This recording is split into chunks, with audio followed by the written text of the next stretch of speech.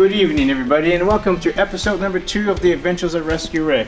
Now, I know it's been a while, but 2020 has been a crazy year. You know, we have COVID, had some medical issues, kind of lost some weight, but I'm doing better now. Then we had an irresponsible driver hit my vehicle, so that put me out of service for a bit.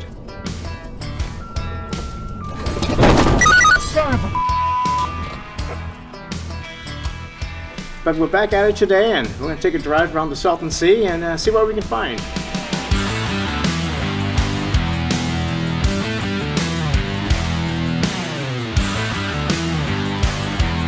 Okay, this is the John and Jane Doe Cemetery, and what that means is all these people that are buried here were found with no identification, no next of kin, so they've all been buried out here in this field. The stones that do have names are the ones that were found with an ID, but no next of kin, so this is where they lay to rest. Now, it's been since the early 2000s that they've buried anybody here. What they do now is they cremate them and spread the ashes at sea.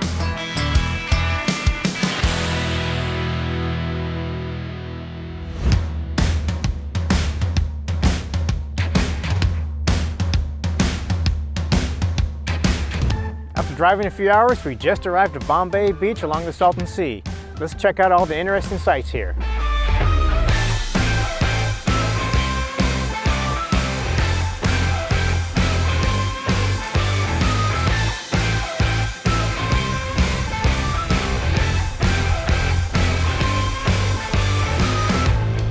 This place wouldn't be complete without its own mysterious monolith, or in this case, a bonolith.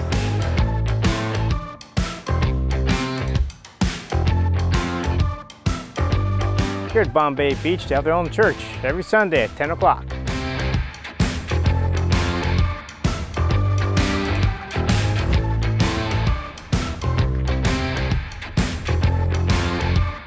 And here we are at the Bombay Beach Estates, where locals have turned these abandoned buildings into works of art. Let's check it out.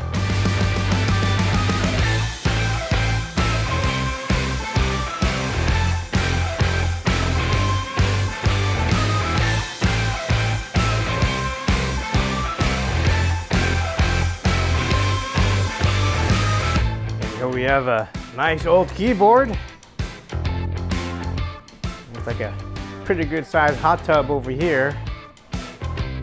And if you need something to clean your sink or toilet bowl, well, here you go. When you look closely inside this hot tub, what do you see? A bunch of babies.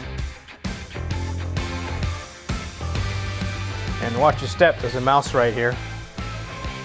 And if you have plumbing problems and need a plunger, well, pick your plunger. Well, this building here is full of random art, like the finger wall.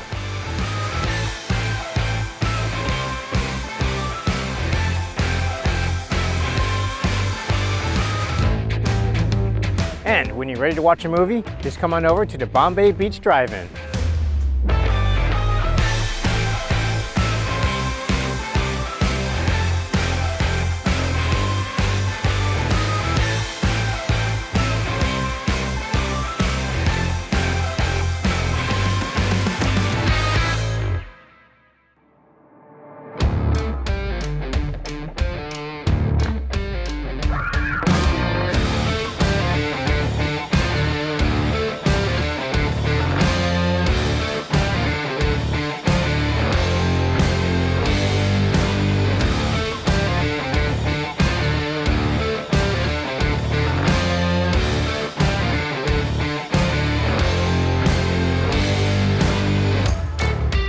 Not far from the Salton Sea is this abandoned place. This was actually a mineral hot spring place where you could come in and soak in a very large pool fed by natural hot water, and they had individual pools. Unfortunately, one year they had a big flood and it pretty much wiped out the whole place. Now, this area used to be the main lobby area. You had a nice brick fireplace where you could sit and relax before you went into the tubs. And as you can see, this place has sat empty for a while. It's been hit by vandals. It's been burnt a few times. You can kind of see where the fire's been. And if you look closely, you can tell that this building was actually made out of adobe. You can see the mud and the straw in here.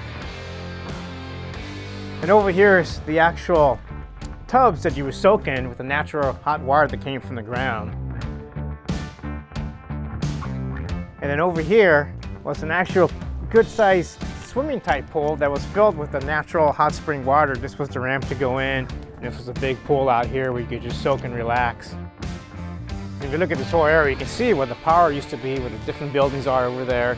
And you can just tell by the mud how it's still really saturated with water. And some of the areas that you walk on, you can just feel yourself sinking in there. Well, this is kind of cool. It looks like an old 3-wheel golf cart. You can see the tires, and look at this. This is the old differential. Looks like it's just been sucked in by the mud. And here's some individual tubs. And if you go look down this way, you can see where there was a bigger pool that was filled with the natural hot springs. And if you look closely, you can still see the bubbling from the hot springs. Well, this concludes today's episode of The Adventures of Rescue Rick. I want to thank you for watching today. Please remember to like, subscribe, and hit that notification bell so you don't miss the next episode of The Adventures of Rescue Rick. We'll see you at the next adventure.